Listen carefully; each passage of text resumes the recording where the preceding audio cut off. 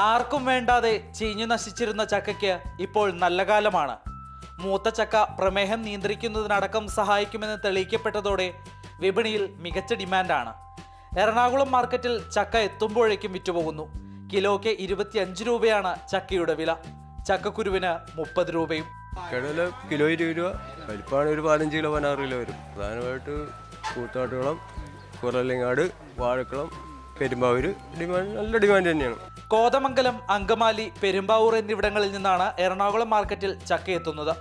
കൊച്ചിയിലെ വിവിധ ദ്വീപുകളിലും ഫ്ളാറ്റുകൾ കേന്ദ്രീകരിച്ചും ചക്ക വിറ്റുപോകുന്നു. കേരളത്തിൽ നിന്ന് അന്യസംസ്ഥാനങ്ങളിലേക്കും വ്യാപകമായി ചക്ക പോകുന്നുണ്ട്. നിലത്ത് വീഴാതെ പറിച്ചെടുക്കുന്ന ചക്കയാണ് വിപണിയിലെത്തിക്കുന്നത്.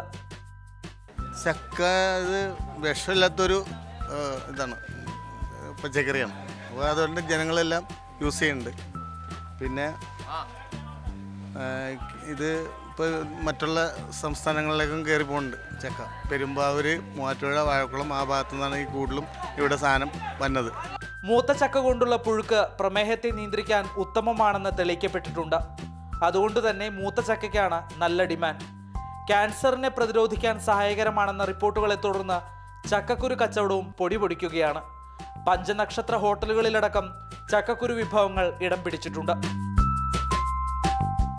അഭിലാഷ് ഗോപിനാഥൻ, മാതൃഭൂമി ന്യൂസ്, കൊച്ചി.